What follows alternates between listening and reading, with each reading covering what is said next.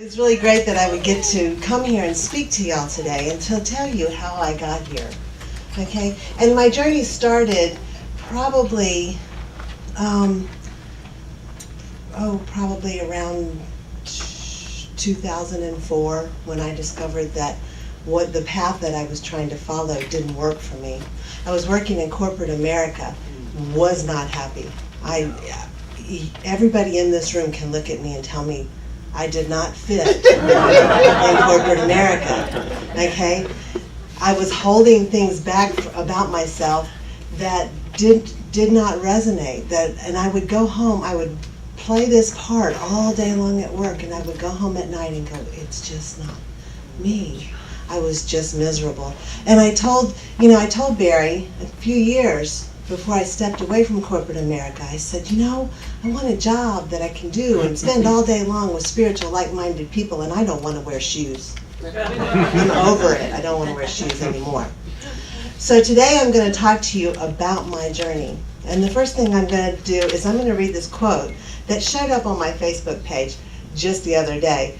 And that happens to me a lot when I'm getting ready to talk about something. No matter how far you've gone down the wrong road, it's never too late to turn around and start a new journey on the right road. And that's what I did. In a matter of 12 years, I was laid off or let go of about 6 jobs.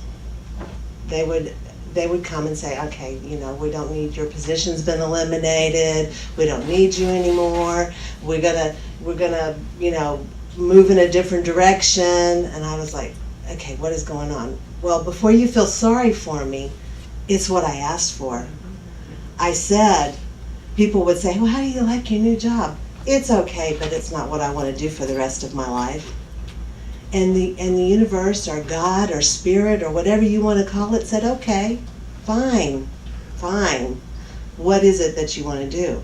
So I'd get laid off and I'd panic and I'd go find me another corporate job. And shortly after I would do that, I would get laid off because I said, it's okay, but it's not what I want to do for the rest of my life. I've done everything. I've been a director for a Montessori school. I've worked for 4 different cellular phone companies. 5 actually, 5 different cellular phone companies in sales, selling cellular phones to people who don't need cellular phones.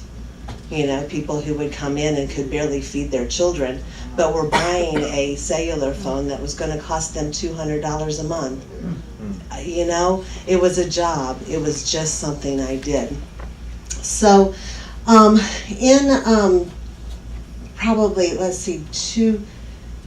2012, February of 2012, I walked away from my last corporate job. I had taken a job with a company, with Hyundai.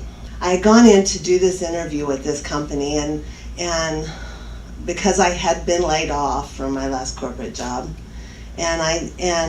so I panicked and I went in and I did this interview, and they said, we want somebody to work in our VIP lounge to cater to our higher end customers and bring them coffee and make sure they're comfortable and that the air conditioner's right, and so I interviewed for the job, and she said 8 to 5 days a week, and and I was like, okay, well, I don't know. So, but I interviewed, and I went home and I told Barry, I said, it's okay.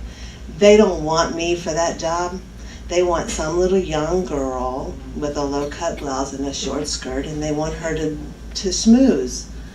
Well, the next day I got a phone call, and I looked at the phone and I saw that it was Hyundai, and I said, they're just calling to tell me that they found somebody else. And I had actually, my intuition had been telling me, don't take that job. Whatever you do, don't take that job. Don't take that job. And I was going, shh. So I'm in the car and I answer the phone, and she said, we would like to offer you the position. And my intuition is telling me, don't take that job. Don't take that job. And I said, yes. And I said, I'll be there tomorrow.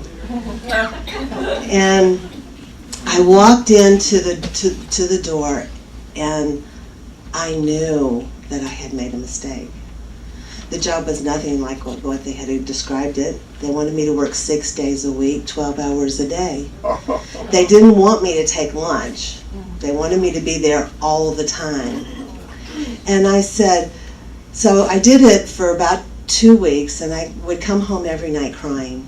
And I would tell Barry, I don't feel good about this. Everything that you've ever heard about car dealers is true. Okay? Everything. And if there are some car dealers in here, I am so sorry, but everything that you've ever heard about them is true.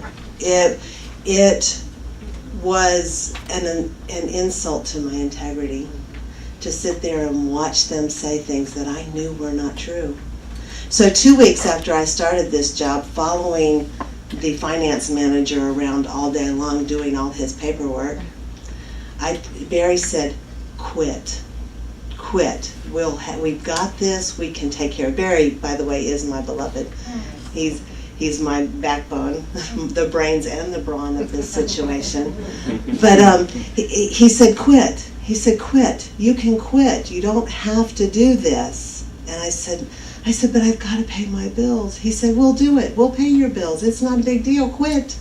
So 2 weeks after I started, I gave him my 2 weeks notice. I thought, they'll just tell me to go. They'll just tell me to go. I've only been there 2 weeks. What do I know? No, I had to work out my 2 weeks. I had to train the girl that took my place. I had only been there 2 weeks. What did I know? But I trained her, and a month after I took the job, I walked away. I had no idea what I was going to do, but I knew what I didn't want to do. Okay? So I sat around for a month or 2 or 3, maybe 4, and watched Dr. Phil and Oprah, and couldn't figure out what it was I wanted to do. But I knew that there was something that I was meant to do, and I didn't want to wear shoes to do that job. I wanted to be able to have that option. Anybody that's been here doing the light bed has noticed that I don't wear shoes. So, but I wanted to have that option. So my girlfriend, who I hadn't seen in a while, my high school friend, I'm actually from Virginia, so she called me and said, I have rented a condo in Daytona Beach, and I want you to come and spend the week with us. We have an extra room. You can come for free. Just come hang out. So I told Barry, I'm going to Daytona Beach, and I got in my car and I drove to Daytona. It's about 12 hours from my house, so it's not real far. And I got there and was hanging out with her. Well, she likes to take a nap in the middle of the day. I don't sleep when the sun is up. As soon as the sun comes up in the morning, I'm wide awake, and I stay awake until the sun goes down at night. Sometimes that's 8:30, but it's okay. So I went there, and while she was taking a nap one day, I decided that I was going to go check out the only metaphysical store that they have in Daytona Beach. It's called Daytona Books and Metaphysics. And I went there because I love being in the metaphysical atmosphere. I love spending time with metaphysical people. So I went there just to see what it was like, to see what kind of atmosphere it was. And of course it was a very peaceful, wonderful, spiritual atmosphere. I'm walking around and they come up to me and they said, would you like to try our crystal bed? My intuition said, you need to do that. And I said, no, thank you. And so I walked around a little more, and my intuition said, you really need to do that. And I was like, shh, shh. And then it got a little louder. It said, you really, really need to do that. So I said, okay, fine. So I went and I paid my $20 for 20 minutes, and I went back to the crystal bed, and they laid me on the bed and they covered my eyes and they put the music on, and I'm laying there and the lights come on. And from a distance, I see this image of this face floating toward me. And I said, who is that? I don't know who that is. And like they said when they introduced me, I'm very, very intuitive. So I see this face and it's coming in and it's just a disembodied face. And it's not anything surreal, it's just a face. And I'm looking at this face and I'm going, I do not know who you are. I do not know who you are. So I did my 20 minutes the whole time with this face in front of me. And then the lights went out and the face floated away. And I thought, what is that about? And when I got up off the bed, I felt incredible. It was the most wonderful, peaceful, spiritual feeling I've ever had. And I went back to my condo and I opened up my computer, because I always have my computer, and I typed in crystal bed. Now, the very first thing to pop up for me was John of God. And I thought, I never heard of John of God. I didn't know anything about John of God. So I started to read about him. And I thought, wow, John of God is a spiritual healer who has a place in Brazil called the Casa de Dom Nancio. He probably sees millions of people a year. They come to him for spiritual healing. He is a trans medium. He steps out of his body and allows spirit energy to take over, and he heals people. He does physical surgeries. He does spiritual surgeries. He's an amazing, amazing healer, probably one of the most powerful healers in the world. So I'm reading all of this stuff about John of God, and up on the top there's tabs across the top, and one of them said Spirit Guide.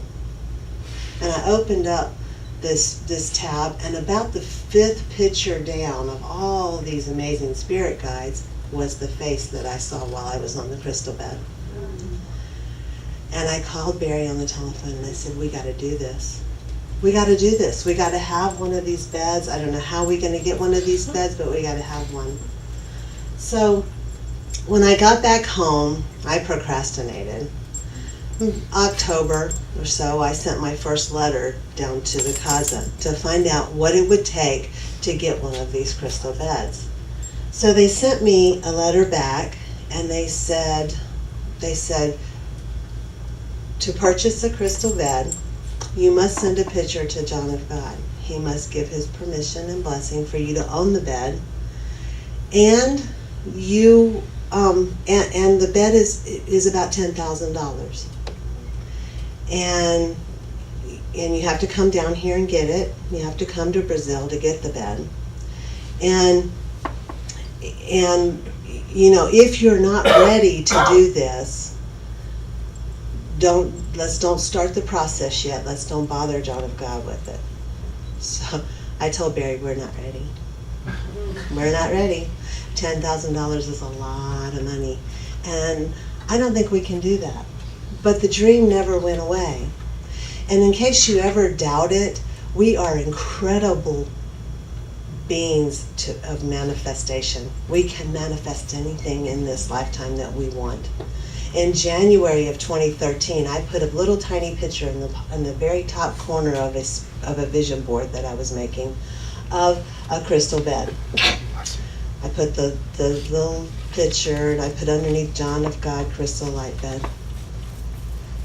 So I didn't really think that it was going to happen at that time, but I thought, you know what, it can't hurt to keep wanting it. In May of that year, Barry looked at me and said, I have some money in my 401k. Let's pull it all out. Let's buy the bed. Let's go to Brazil and get it. Let's do it. I said, you're kidding. You've got jokes. No, we're not doing that. We're not doing that. And he kept saying it, and then one day he looked at me, he said, I already pulled the money out. Why don't you go ahead and send your letter down there, and we'll see what happens. So in June, probably around the middle of June, I sent my picture down to John of God, and they sent me a letter back, and well, actually I sent them another message about how do I go about doing this, and they sent me a letter back and they said, well, you have to send your picture, you have to be approved. The bed is about $8,800. I went, oh, and it's going to be about $750 to ship it to you. I said, oh, okay. So I sent my picture down to John of God, and about a week after that, I got approved. And in the email was the information of where I needed to wire transfer this incredible amount of money. And it was like some offshore bank, like, the Bank of Cyprus or something. I'm like, I was thinking, that's a lot. So I have a spiritual mentor in Atlanta. Her name is Tracy Owens. If you ever get a chance to see Tracy Owens live, do it. She's an incredible human being, one of the brightest lights I've ever met in my life. I called her and I said, Tracy, what am I going to do? What am I going to do? This is a lot of money. I have to take this money and I have to wire this money to somebody I don't know, somebody I've never laid eyes on. She said, you don't have a choice. This is your calling. This is what you're supposed to do. So I sent the money. I wired the money. I told Barry, I said, you know what, if it's gone, it's gone. I'm sorry. We'll just have to work and do something else to get some more money. But we had some extra because he had pulled out a lot to take us to Brazil and all that. So I was thinking, okay, well, so I sent the money June the 26th. The wire arrived July the 2nd. The money arrived down there. The whole time I'm sending messages to, the man's name is Diego Capola that handles the shipping of the beds. So the whole time I'm sending messages to him going, did you get the money? Have you got the money? Did you ship the bed? Where's the bed? You need to send me a shipping. And finally he sent me on Wednesday of that year was July the 3rd. Thursday was July the 4th. He said, I've got your bed. I got the money and I've got your bed. And I've got it all packed up and ready to go. But tomorrow is July the 4th. And in your country, Federal Express doesn't run on July the 4th. So I can't ship it to you until Friday. But as soon as I ship it, I will send you the shipping number. And I said, okay, fine. On Friday, I opened my email immediately to find out if it had been shipped yet. And yes, it had been shipped. And I looked up the shipping number, and it said it'll be to you by July the 16th. Now that being said, Diego had told me that quite often things get hung up in shipping, and he said, sometimes it can take months to get it because they'll get hung up and you can't, they've got to check them out, they got to make sure it's the right stuff and make sure you're not shipping drugs and all that kind of good stuff. So I said, okay, well, it'll probably be a month. I'll just wait, it says the 16th, but it'll probably be a month. On Monday, July the 9th, 4 days, Friday, Saturday, Sunday, Monday, my bed arrived. Okay? 4 days. 4 days. From Brazil in 4 days. Okay?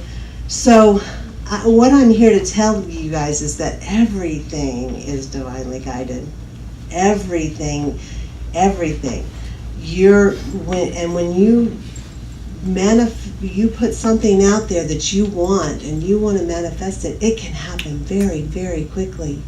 And you got to listen to that still small voice that's telling you to do, these things, and you're going, no, that doesn't make any sense. Why would I do that? God knows. God knows. And that still small voice in your head is God. It is the universal spirit telling you what it is that you're supposed to be doing. And you have to walk that path, and you have to set up that journey to walk that path. And I have another little story about manifesting that I want to show you how strong we are as manifest beings. I told Barry, when we began doing the bed, it turned into something that we never anticipated it being. We had a little tiny SUV, and we were packing it full and traveling around. We never anticipated traveling. So then we decided to buy this little tiny travel trailer. It's about 15 foot. And we were pulling it with our little tiny SUV, putting a lot of strain on that SUV because we were going to Las Vegas and coming up here and pulling that thing up mountains. And so I told Barry, I said, it'd be really nice if we had a truck. He said, yeah, it would be great to have a truck. We should look at getting a truck. So I said, okay. So I took my dog. Everybody's met Candy, I'm sure. I took my dog and we went for a walk. And on the side of the road was a little red speck. And I said, what is that? And it was bright because I could see it from like half a block away. I could see this little red speck on the side of the road. I thought, what is that? So I walked up to that little red speck and I bent over and picked it up, and it was a little tiny red matchbox truck. Aww. The universe has a sense of humor. I went back home and I gave Barry that and I said, there's your truck. And from then on, Barry said, could you be a little more specific? And we did, by the way, get a truck. So I'm just here to tell you that everything happens and every path is divine, and God knows what he's doing. So if you just open yourself up to listening to that gut instinct, this lady over here said, the truth is you got to listen to your gut, because that is God. That is God. And God is all there is. And today also I wanted to mention that remembering all of the wonderful souls that for 9/11, remembering those people who lost their lives, and this is coming from spirit right now because I wasn't going to mention it, but all of those amazing heroes and all of those amazing people who are even now dealing with the effects of what happened during 9/11. And I'm going to conclude my talk with another quote that I found. It says, your journey is one of transformation. You are exploring the wisdom of your soul and shedding old ways and beliefs that no longer fit who you are becoming. Be brave, dear one. You are becoming your authentic self. Mm-hmm. Rebecca Baldwin. Thank you very much.